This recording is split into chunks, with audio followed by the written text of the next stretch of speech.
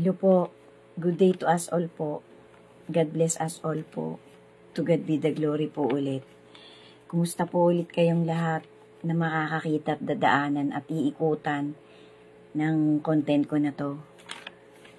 Thank you so much po sa lahat ng makakakita at magtatapos ng content ko na to from part 1 hanggang final part. Si God na po ang bahala sa ating lahat, guys. Season 21 na po to ng WWTH. To God be the glory po talaga. Part 7. Guys, sana po talaga bawat isa sa atin nagpapatuloy na kahit nandun tayo sa in the midst of peak of our success, peak of our loneliness, peak of any struggle each and everyone got, sana po sa puso at kaibuturan ng ating isip at puso may Diyos pa rin tayong kinikilala. May Diyos pa rin tayong kahit papano kinatatakutan natin na isang araw magbibigay ng verdict sa bawat isa sa atin. Kasi guys, hindi naman porke stable ang buhay mo kampanting-kampante ka na Hindi naman porke successful ang mga business na tinayo mo sure na sure ka na talagang magtutuloy-tuloy yan hanggang sa old age mo Kasi ang buhay po ng isang tao ay punong-puno ng hiwaga. Ang buhay po ng isang tao ay punong-puno ng mystery. Wag po tayo masyadong magpapakasigurado sa bawat sitwasyon ng ating buhay, guys. Yan po ay isang tapat at totoong itinatawid ng mga dating propeta at ng kahuli-hulihang mga apostol na pinili ng bigatin ng ating Creator. Amen. Kasi ako po kasi guys, kahit papaano po, ang buhay ko po kasi guys sa maigsing buhay ko po na tinatamasa ako ngayon, sa kalusugang pinanghahawakan ko pa, araw-araw po kasi guys ako nagkakaroon ako ng fear of God. Maitawid ko lang po sa lahat ng makakakita ng content ko. Kasi kahit papano po yung mga tumatak po sa isip at puso ko na nadinig ko sa matuwid na mga ngaral at nabasa ko din po sa banal na love letter ng ating Creator kahit papano po pinanghahawakan ko po yan bilang motivation ng buhay ko. Kasi ako nga po, paulit-ulit ko na pong name-mention yan, wala naman po din akong inilihim na sa pagko-content ko, pamula po ng 1 year and 2 months na po yata o 4 months akong active sa platform ko na to.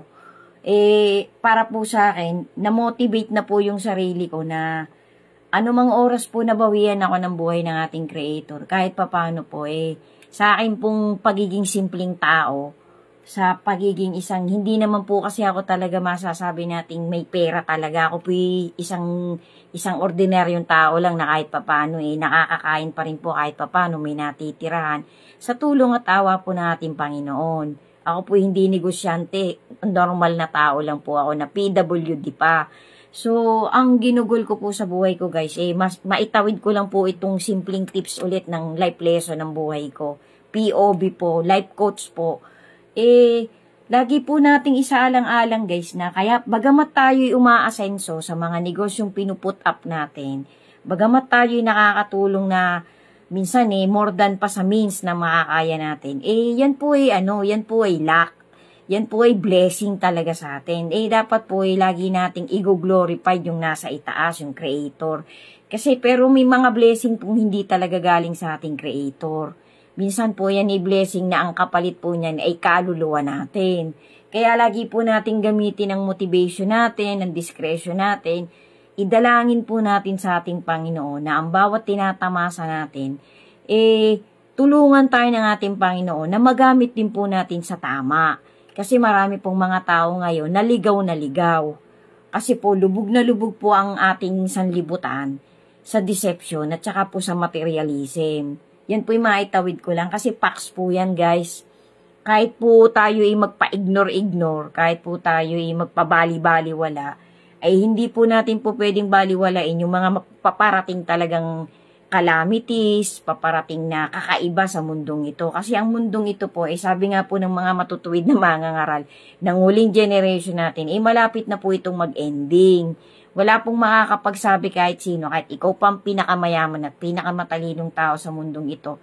Sa huling generation na nilalakad natin ngayon, ay wala pong makakapagsabi kung kailan lahat yan mangyayari. Pero according po sa nasusulat sa love letter ng ating Creator, hindi na po yan magtatagal. Hindi po natin po pwedeng panghawakan yung the next 20 years, the next 10 years, the next 5 years, napaka-safe pa po ng ating sitwasyon.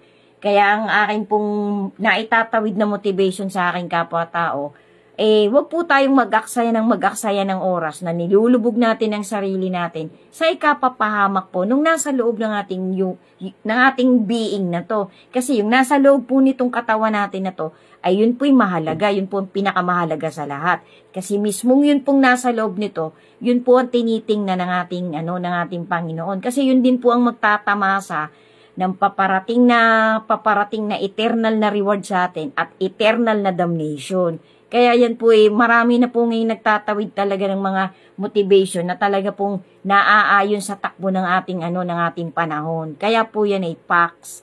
Hindi po yan hearsay lang. Lagi ko pong idinadagdag na lagi po tayong magpaka-beware, be steadfast, be alert.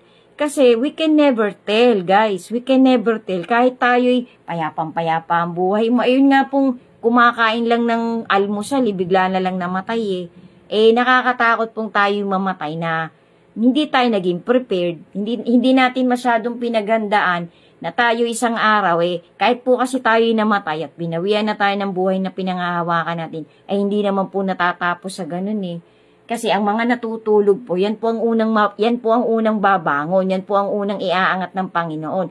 Tapos pagkatapos po niyang umangat, yung pong natitirang nabubuhay pa, yan po yung makakasama ng Panginoon para iligtas niya muna. Kasi pagkatapos po ng pagliligtas ng Panginoon sa dadating na climax ng tribulation, saka pa lang po siya maghahari ng 1,000 years. And then after that po, yun na po yung judgment day. Yung 1,000 years po, kung i-analyze po natin, parang isang araw lang po yan sa Creator. Napakalalim po guys, wala pong pwedeng talagang, hindi niya kayang arukin ng talagang crystal clear ang mga sinasabi ng ating Panginoon. Kasi yan po'y napakalalim. Ang pinakamaganda pong iniwan ng Panginoon maging alerto tayo, magbaon tayo, mag-ipon tayo ng kayamanan na pwede nating dalahin dun sa eternal na ipapamana sa atin, na ibibigay sa atin na ating Creator. Kasi yun, dun po siya magbabatay sa pagbibigay niya ng verdict. Yan po ay isang facts, guys. Maitawid ko lang po sa inyo. Kung ano man po yung mga sinasabi kong itinatawid ko sa inyo, karamihan po doon ay nabasa ko talaga sa Holy Scripture natin na pinagbatayan ko din pong motivation ng buhay ko at nadinig ko din po sa mga pastor na matutuwid na tapat na nagtatawid talaga ng salita ng ating Creator. Kasi the Word of God po guys, yan po ay buhay. Yan po ay pag-asa. Yan po ay magdadala sa atin kung saan talaga tayo ilalagay ng ating Creator.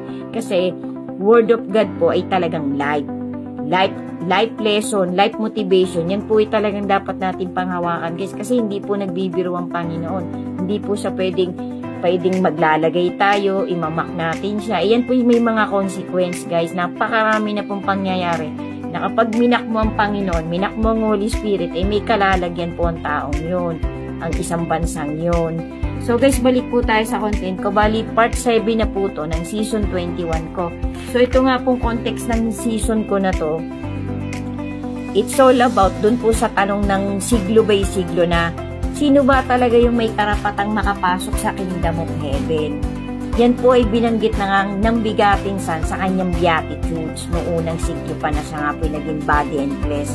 So ang unang-una pong binanggit yan, ang binibigyan po ng rights ng ating Creator na makarating sa Kingdom of Heaven ay yung pong nagtataglay ng humility. Yung pong pagpapakumbaba. Yan po ang nangunguna sa binanggit ng ating Creator. Sundan nyo pa po guys. Siguro naman po hindi na natin kailangan i-elaborate yung humility. Alam na po natin lahat yan guys. Sundan nyo pa po kasi 7 o 8 po itong mga importante, mga vital po ito na karakteristik ng isang taong may bigyan talaga ng Panginoon ng rights na makapasok sa Kingdom of Heaven. Thank you po. Sana po sundan nyo pa po, may karugtong pa po. To God be the glory po. God bless us all po. And always have faith to our Creator. Amen.